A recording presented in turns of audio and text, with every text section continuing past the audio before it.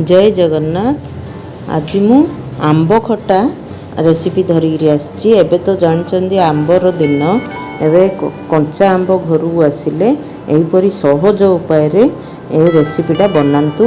आंब आचार पर लगियो किंतु एटा आंब खट्टा देखंतु मु केमिति करछि किए को प्रकार करछंदी किंतु मु आज किपरि करछि आपण आने देखंतु फुल वीडियो।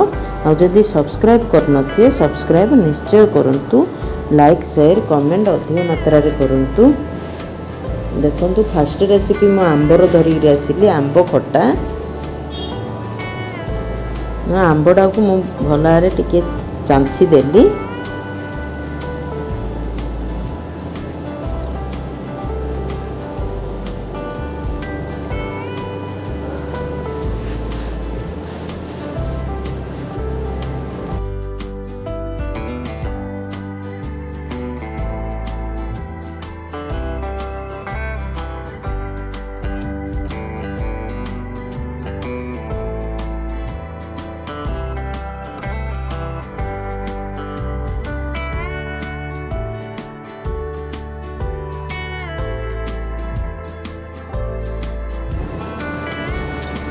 तापरे मु काटिली सुरा सुरा करी काटिदे। आपण आने पतला करिए कि मोटा करिए आपणकर इच्छा। देखंतु मु टिके पतला करथिली।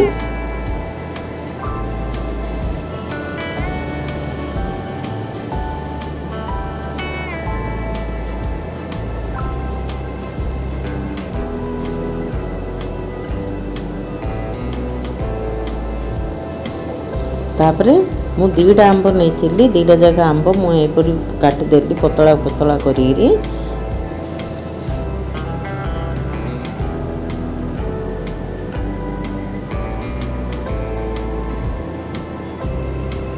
तापरे सब जगह से जगह भलारे धोईदा। तापरे मु फुटण को नहीं देखंतु पंच फुटण मु धरी जाइथिली। आउ कंचा लंका दीटा सुखिला लंका दीटा धरी जाइथिली। सेटा को मु सोरिष तेल रे फुटेइली। सोरिष तेल रे एटा करले टिके टेस्टी लागियो।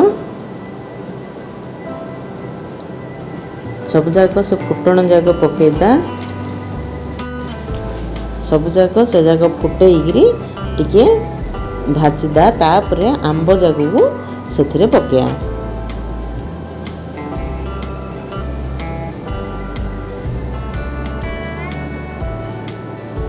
तापरे स्वाद अनुसार लुण हल्दी गुंड टिके आउ अल्प मरच गुंड कलर टिके आसिया पई मु मरच नहीं जाइथिली। सेति मु अल्प मरच गुंड नेली। आपण आने जदि मरीचर क्वांटिटी कम अधिक कर देथिए एटा कम करिए मरच गुंडटा। जदि सेटा जदि कम करथिए एटा टिके अधिक करिए।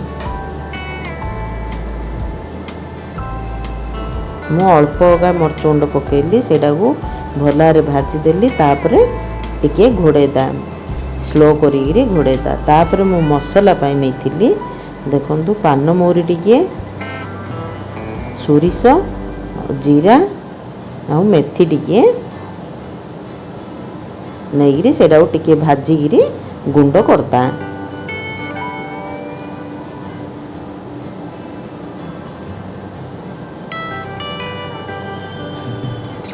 अल्प भाजिगिरी सेटा को गुंड करता।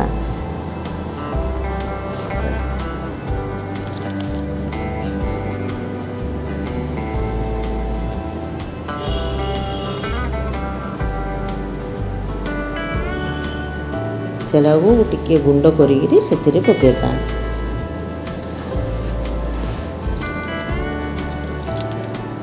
देखंतु आंबटा तो कम समय रे सिझी जियो।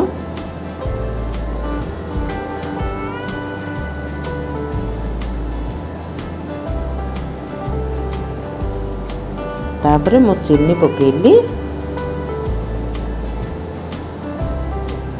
सेटा चीनी रे से आंब को मिसेदा।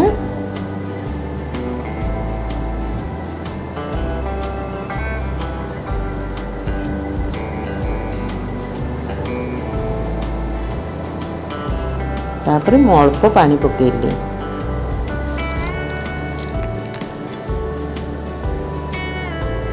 पानी अल्प टिके पके कहीं मोर पतला करेईटा जो मुझे पानी अधिक नहीं जाइली। चीनी जदि चीनी गुड़ जदि पकई थी मैंने से आंबटा खाली पकईले पानी न पकईले भी चलियो किंतु मो पतलाटा जो करेईटा जो मुझे पानी नहीं थी। देखो आंब खटा होगा तापर से मसलाटा उपरकू पकईरी से भल भाव घांटीता होगा आंब खटा। यहीपरि निश्चय घरे करंतु बनातु निज परिवार संगे खातु। रखुची जय जगन्नाथ। पुणी भेट होगा नेक्स्ट वीडियो रे। जय जगन्नाथ। धन्यवाद।